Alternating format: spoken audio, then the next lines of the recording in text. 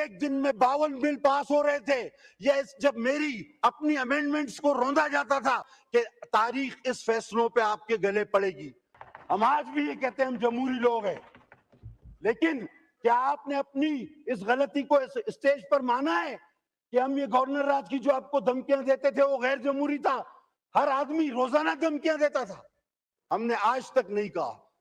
ہم ہمیشہ جمہوریت پر یقین رکھتے تھے, رکھتے ہیں اور رکھتے رہیں گے, کریں گے. ابھی تو اس کو بانگ کے آیا تھا, میں پھر کھول دیا. 5 ممبر ہمارے وہ خرید لیے گئے اور ان کی وفاداریاں تبدیل کی گئی, اور جب 15 ممبر سینٹ کے صادق سنجرانی کو ووٹ دے کر چلے گئے, اس کو بہت شرم آ رہی تھی. ابھی آپ کی کرسی پر بیٹھا تھا, اس وقت اس کو شرم نہیں آئی, بالکل بھی نہیں آئی, ایک تھوڑی سی شرم بھی نہیں آئی. کیوں نہیں آئی؟ آپ کو اس وقت چادر چار دیواری کا تصور نہیں تھا.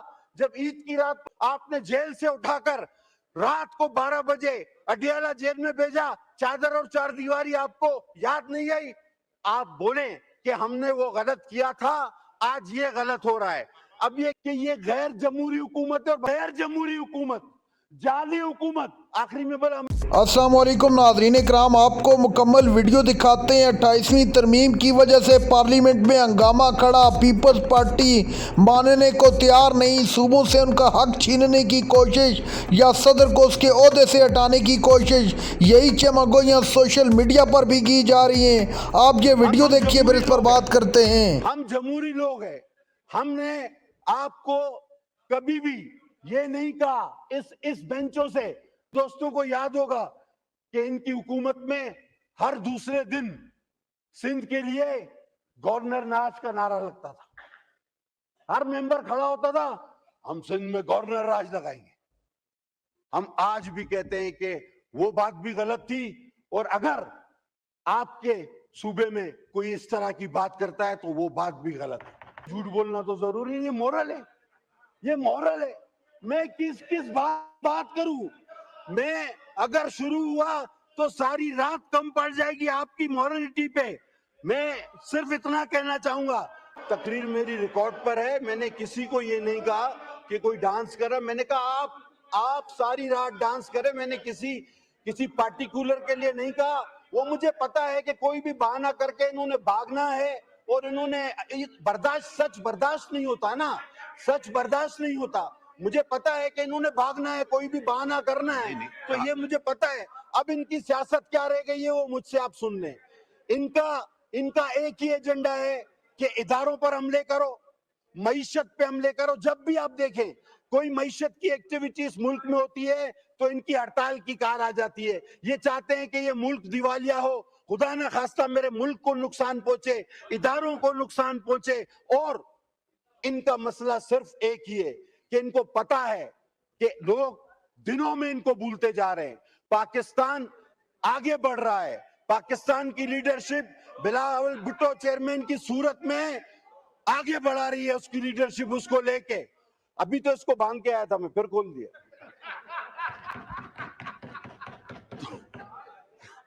یہ تو ابھی بانگ کے آیا تھا میں. تو بہرحال جناب علی, اب قوم سمجھ چکی. اچھا, یہ پہلے کہتے تھے ہم آئیں گے 1 ارب اس کے منہ پہ ماریں گے, 2 ارب اس کے. وہ کوئی ارب مرب نہیں, بلکہ پتہ نہیں کتنے ارب جیب میں ڈال کے چلے گئے, IMF سے قرضے لے کے چلے گئے. اور یہ اب کس بنیاد پہ سیاست کر رہے ہیں کہ ہمیں کیوں موقع دو؟ آپ نے سارے موقع گنوا دیے. آپ نے اداروں پر حملے کر لیے, معیشت پہ حملے کر لیے, ملک کو تباہی کے دانے پہ لے آئے. اب آپ کے پاس کوئی جواز نہیں سیاست کا, کوئی جواز نہیں سیاست کا. لہذا اب آپ میں دراڑیں پڑنا شروع ہو گئی ہیں. اب آپ کے اندر ہی ایسے لوگ پیدا ہو گئے ہیں کہ جن کو پاکستان عزیز ہے, پاکستان کی پارلیمان عزیز ہے, اور جو باہر ہے اس طرح بس اوپر ہاتھ کھڑے کر کے اسی طرح چلتے رہو. اس کو بہت شرم آ رہی تھی, ابھی آپ کی کرسی پر بیٹھا تھا, اس وقت اس کو شرم نہیں آئی, بالکل بھی نہیں آئی, ایک تھوڑی سی شرم بھی نہیں آئی. کیوں نہیں آئی؟ آپ کو اس وقت چادر چار دیواری کا تصور نہیں تھا. جب عید کی رات کو میری بہن کو آپ نے جیل سے اٹھا کر رات کو 12 بجے اڈیالہ جیل میں بھیجا, چادر اور چار دیواری آپ کو یاد نہیں آئی؟ آپ بولیں کہ ہم نے وہ غلط کیا تھا, آج یہ غلط ہو رہا ہے. اب یہ کہتے ہیں کہ جناب یہ کوئی اور لوگ کروا رہے ہیں. یہ اور لوگوں کا کانسیپٹ لایا کون ہے میرے بھائی؟ آپ کی حاضریاں پوری کون کراتا تھا؟ آپ کے بجٹ پاس کون کرواتا تھا؟ ایک ایک ممبر سے لوکیشن کون مانگتا تھا کہ ہاؤس میں پہنچے ہو یا نہیں پہنچے ہو؟ بولو وہ غلط تھا, بولو وہ غلط تھا, آج بھی غلط ہے. اپنی غلطی پہلے مانو. کون کہتا تھا کہ مار دوں گا, توڑ دوں گا, بند کر دوں گا؟ آج جب وہ کہتا تھا کہ یہ کر دوں گا, کسی اور نے کر دیا ہے, تو پھر رونا کس چیز کا؟ جنات کے گھر میں پتھر مت پھینکو میرے بھائی, جنات کے گھر میں پتھر مت پھینکو, بدروہیں نکلے گی تو بھاگنے کی بھی جگہ نہیں ملے گی. اب کہتے ہیں کہ پانچ ممبر ہمارے وہ خرید لیے گئے اور ان کی وفاداریاں تبدیل کی گئی, اور جب 15 ممبر سینٹ کے صادق سنجرانی کو ووٹ دے کر چلے گئے, پہلے کہو کہ وہ بھی غلط تھا, یہ بھی غلط ہے. اگر وہ غلط نہیں تھا تو خدا کی قسم یہ بھی غلط نہیں ہے, کبھی بھی نہیں ہو سکتا. پہلے اپنی غلطیاں مانو. آپ کہتے ہو کہ جناب یہ جمہوریت پہ حملہ ہوا. آپ نہیں دیکھتے کنسنسس کتنی دن چلا؟ آپ نہیں دیکھتے کہ ہم نے ہر جماعت سے بات کی, میرے چیئرمین نے دن رات بات کی, آپ سے بھی بات کی, محنت کی. اس کے بعد ایک پارلیمنٹ کو سپرمیسی ملی جس کا آپ بھی حصہ ہو. اور سابق اسپیکر صاحب کو آپ کے توسط سے کہنا چاہوں گا کہ اسی چیئر پر جب ایک دن میں 52 بل پاس ہو رہے تھے, یا جب میری اپنی امینڈمنٹس کو روندا جاتا تھا, میں نے سیٹ پر, اور میں مشتاق صاحب بیٹھے ہوئے گواہ ہیں, میں نے جا کر ان کو اس سیٹ پہ کہا تھا کہ تاریخ اس فیصلوں پہ آپ کے گلے پڑے گی.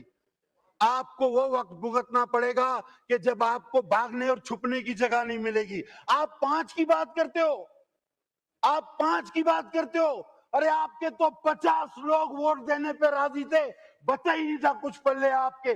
آپ میں تو دراڑیں اتنی ہیں, اور جو آپ اچھل کر شور کرتے ہیں, جو 2-4 لوگ, کبھی پارٹی ان کو نہیں مانتی تو کبھی پارٹی کو وہ نہیں مانتا, کبھی پارٹی کہتی ہے کہ میرے اس سے کوئی تعلق نہیں, کبھی کہتے ہیں کہ ہمارا سے.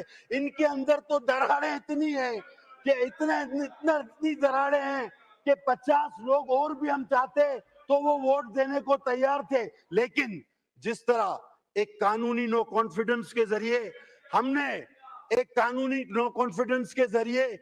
ہم نے جس طرح ایک artist prime minister, selected prime minister کو ہٹایا تھا, یہ ترمیم بھی ہم نے. ناظرین کرام, آپ نے ویڈیو دیکھی. 28ویں ترمیم کی بات سامنے آتے ہی پیپلز پارٹی کے ہاتھ پاؤں پھول چکے ہیں. ان کو اپنی غلطی کا احساس ہو رہا ہے, یہ حکومت ماننے کو تیار نہیں.